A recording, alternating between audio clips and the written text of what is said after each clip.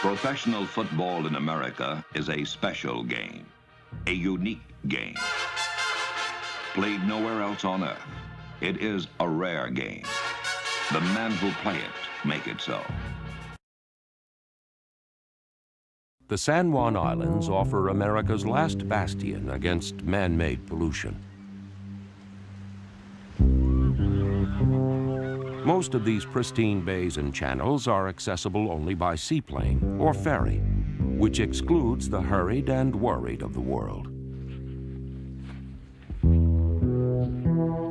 It's not a setting where you'd expect to find the most obsessively intense coach in NFL history, but it's here that Don Coryell has decided to build his retirement home.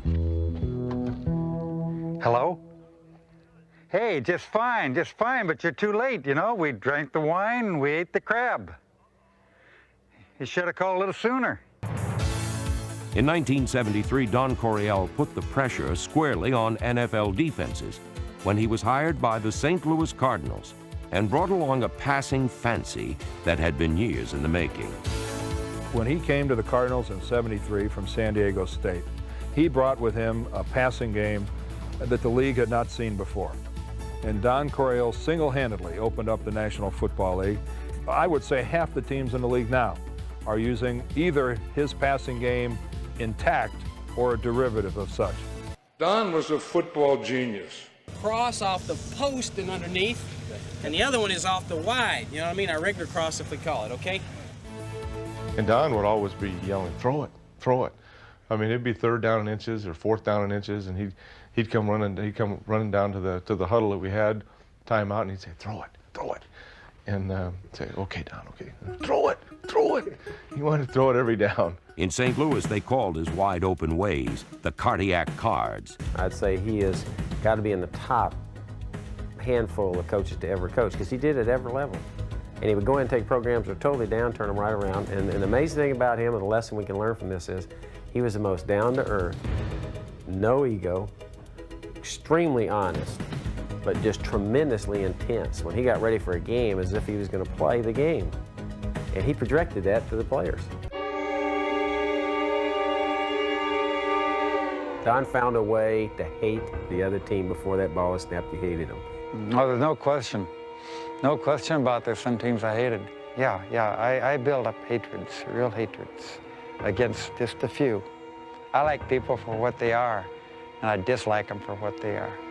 I likened his eyes and the expression to the very cardinal on the helmet that we wore. I mean, it's kind of a beady look, and you look at that cardinal logo sometime and look at that eye. I guess when I concentrate on something very strongly, I do have a very grim and very terrible look on my face. I'm really not pain. Don Coryell, he's probably one of the most creative people I've ever been around. I felt like I was fortunate to have played for Don. If you ever played for him or you ever coached for Don, he had respect for you and he had love for you. And it was a respect and a love that didn't go away. I love the people. I am working with the players, the coaches. Just nothing better than being under the gun. In San Diego, it was Air Coryell. And overnight, both teams were transformed from losers to winners. Coryell just brought a complete passing game. He changed the whole outlook of San Diego football.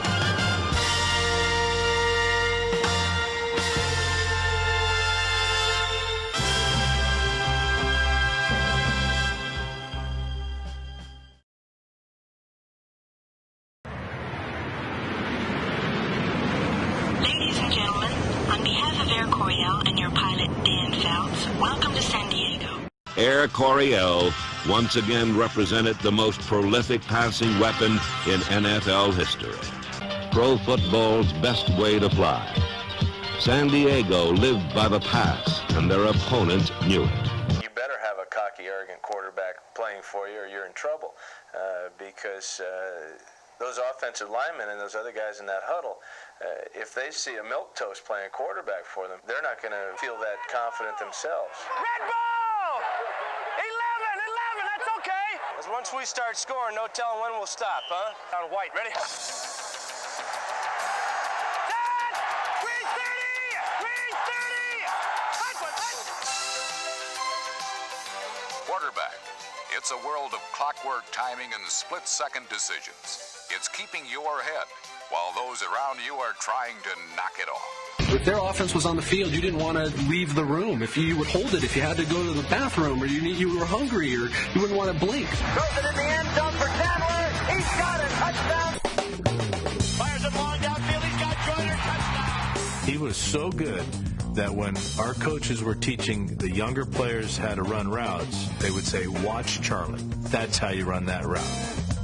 Charlie Joyner is the all-time leading receiver in the history of the National Football League. An NFL Ironman, Joyner played for 18 seasons and was inducted into the Hall of Fame in 1996. Joining Charlie in the Hall of Fame is Kellen Winslow, who, it can be argued, is the best receiving tight end ever. Sometimes in football, you'll get a real gifted player, and that might cause a change in football. Winslow was the X factor. This guy reinvented the tight end position. One reason today's NFL looks the way it does is because Winslow's skills took the tight end position to heights it had never been. He had the speed that most tight ends didn't. He had the hands most tight ends didn't. You know, right away it was obvious this guy was a gifted receiver. It's like playing catch out in your backyard. Get the ball up, let the big guy work down the middle against a 5'10", 5'11" free safety. In places that most tight ends couldn't. Everybody equates a passing team with a finesse soft team. Nobody called Kellen Winslow soft. You want to try and get him in the passing game. The problem with that is the outside linebacker would stay a little bit on the outside, shove him inside. The inside linebacker would hit him. At least they didn't call him soft twice. He would catch the ball, and then he had an attitude. We got the best receiver in the world playing tight end, and we can't get him off the line of scrimmage. And that he was going to try to hurt somebody after it. And now you could put him in a fullback position, you could put him in trips, you could put him in spread. I'm on the corner, and next to me is Joe Gibbs. Next to him is Dan Fouts. And the three of us are in the Hall of Fame because of Don Coryell. The real emphasis was to keep him in positions where he had free release and getting down the field and becoming a dominating receiver. Kellen Winslow, Hall of Fame. Charlie Joyner, Hall of Fame. Now you take John Jefferson, who in a brief window might have been the best of those guys. Pro football's most exciting offensive weapon, John Jefferson. Strap on the goggles. John Jefferson, just freakishly good. He's going for Jefferson.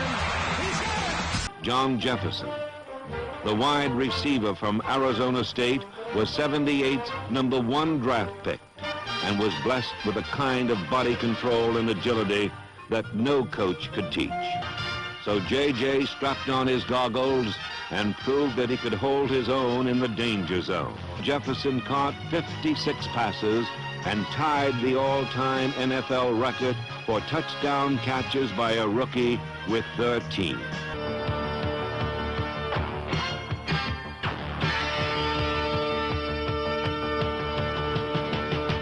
In 1980, Jefferson became the first man ever to gain 1,000 yards receiving in each of his first 3 seasons. He led the league in touchdown receptions and receiving yardage.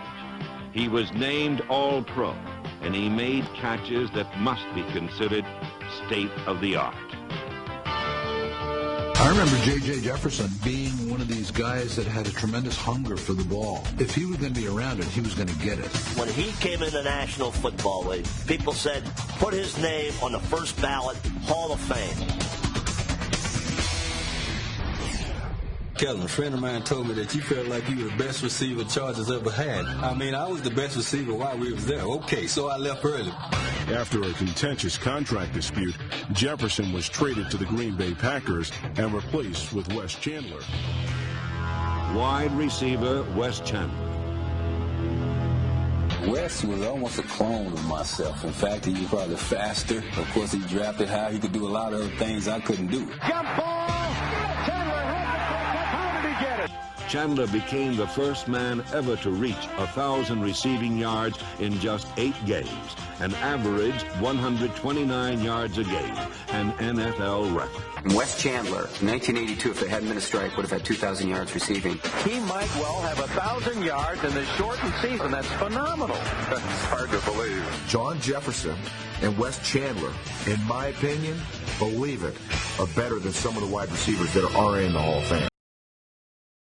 The recognized leader of the San Diego Chargers was their quarterback. Dan Fouts wore a hat all week long. MFIC. In charge, and he was definitely that. He knew it. We knew it.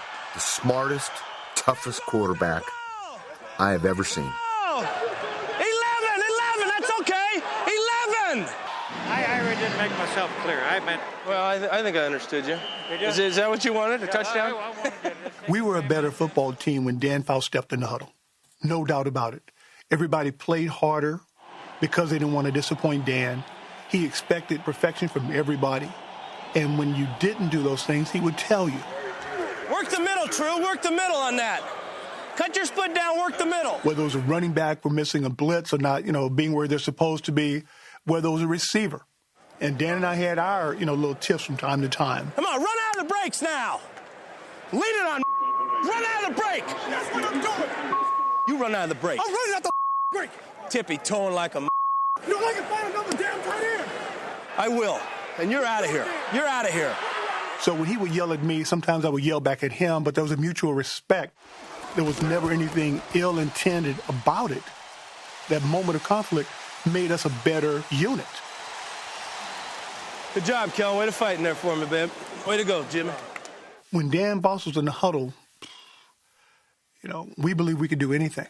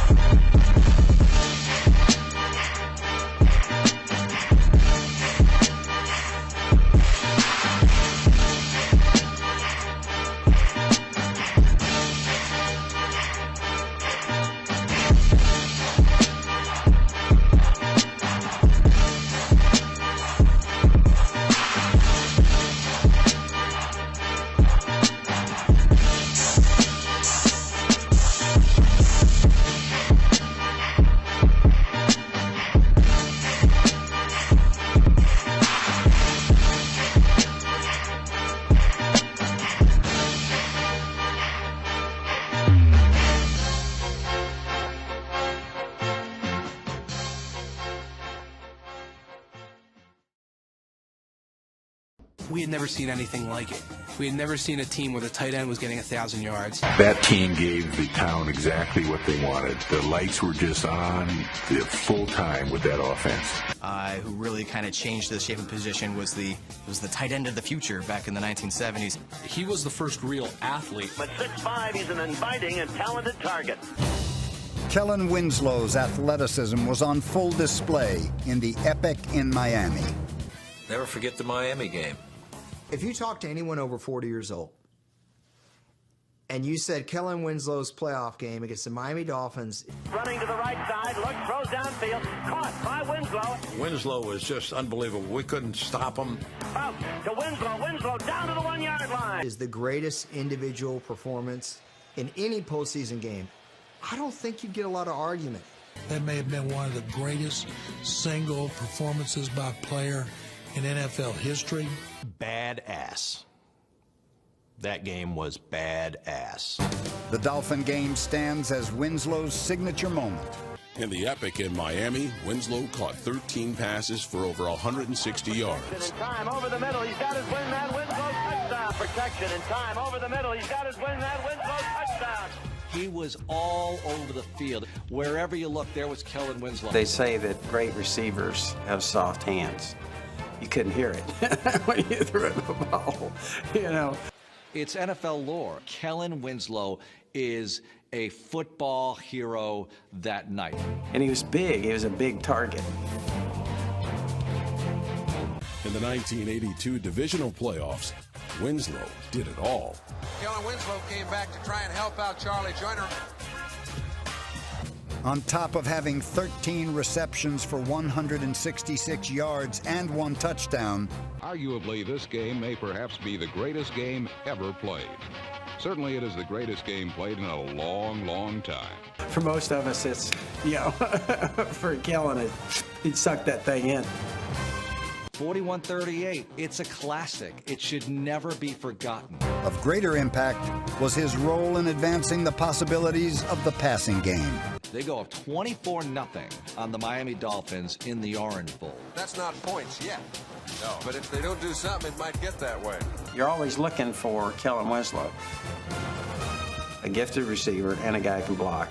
Super smart. You think it's won by the Charger? Here comes the hook and lateral.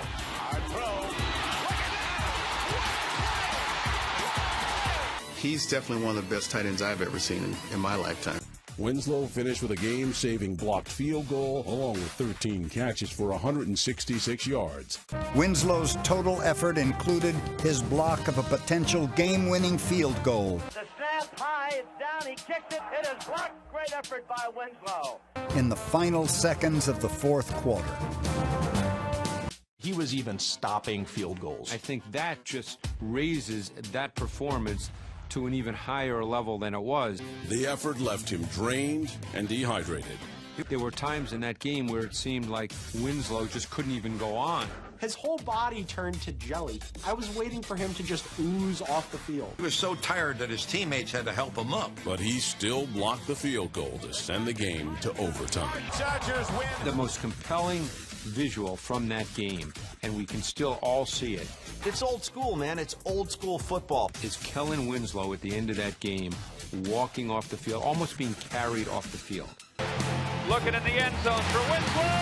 Touchdown! It just represents everything we like about football. He left everything on the field, and then he can barely walk off. Like, that's all we ask from our players. Yes!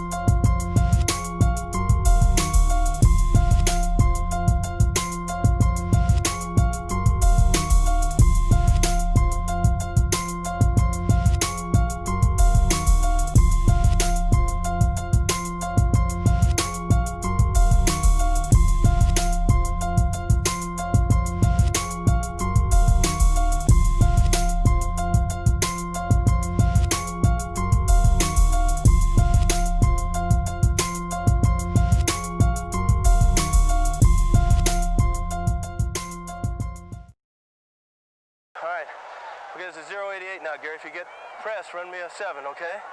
Get good depth on your 8, though.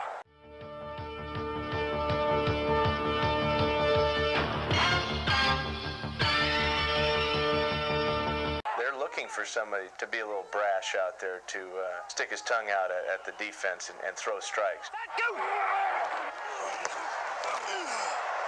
Whether it requires a feather or a whip. He sends Jefferson and Joyner left. He's going for Jefferson. He's got it to the 1-yard line. Touchdown. He wasn't touched. Lester Hayes didn't touch him. Jefferson rolls in for the victory. That's a good-looking play there. It's your job to get him on the right track. Come on, run out of the brakes now. Lead it on. Run out of the brake.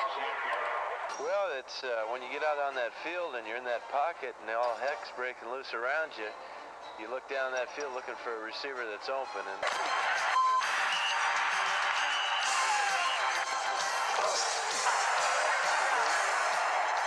You're gonna be right in the chin. The thing I get the biggest kick out of is just plain winning. I think it's great. It's a lot of fun. And if we can win as a result of something I've done, so much the better. Few athletes in San Diego history have been more admired by the fans or acclaimed by his peers.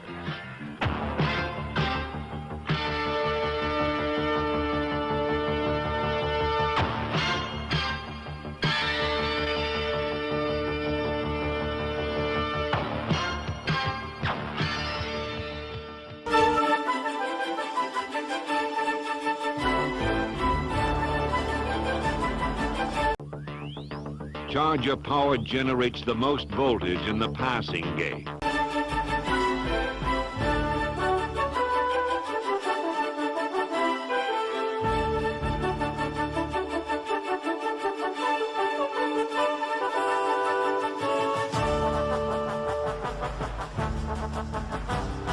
Dan Fouts is somebody I have profound respect for. What kind of mark is that? His head was 5 yards down the field. Oh, that's bullshit. What about on this side? Bring it in. Bring it in. It's a horse mark. Well, that's 2 bad marks in a row. I can't believe it.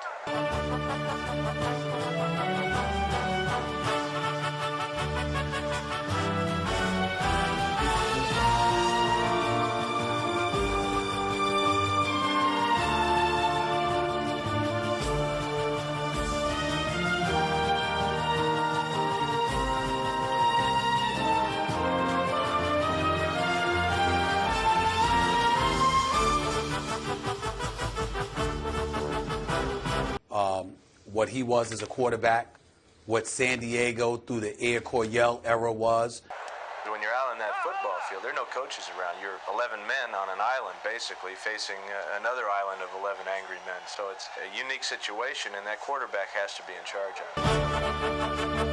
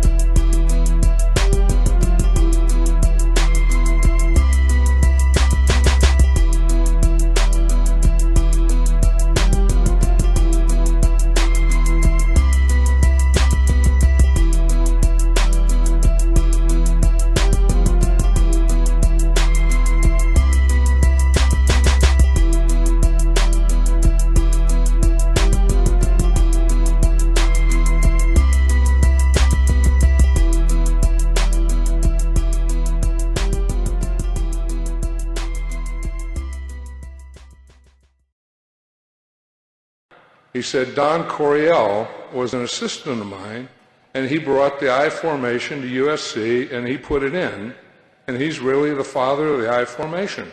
You know, at my lowest point, when I was incarcerated in federal prison, I got busted, distributing, some cocaine, and ended up doing 17 months in a federal jail after my football career. Had a great football career, and then I'm in jail.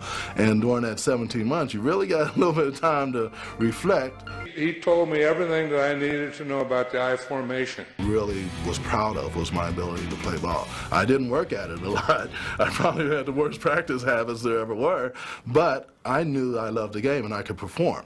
And you think of Air Coryell and all those things, but I think 50 years ago, Don Coryell invented the I formation. You had the beach, you had San Diego, the most beautiful city in the world, beautiful women. Life was good.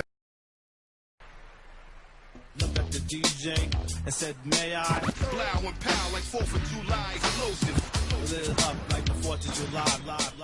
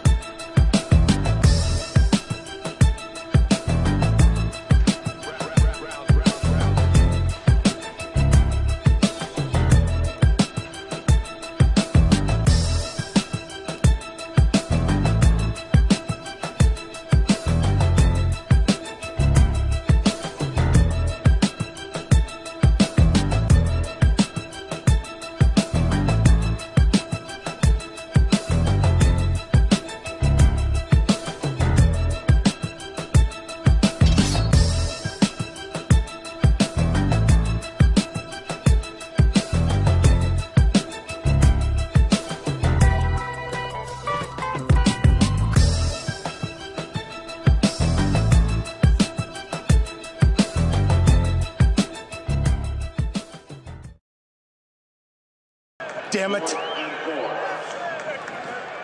Son of a out of here. I think they realized that I was just trying to get us all on the same page, get in the end zone. Bounce the quarterback, fires him downfield, a touchdown.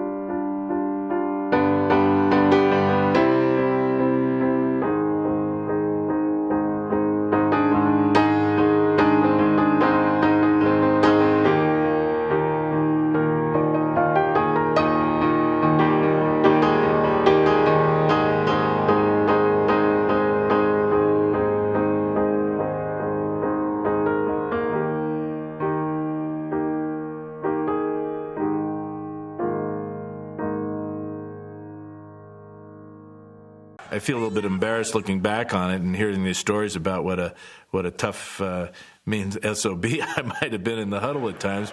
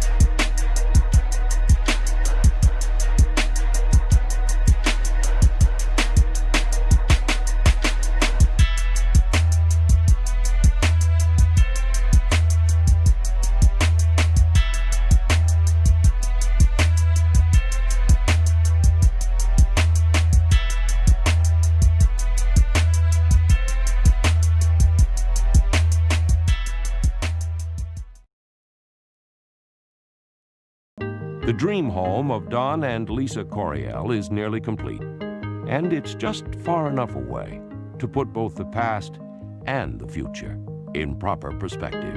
I remember the good things. Very, very few bad things do I remember. I tend to wipe those from my mind. I think of the pleasant things. I think of the good guys, the wonderful people I've worked with. The hell with these autumn years. It's going to be a whole bunch more years. I'll be 108. I'll still be moving around.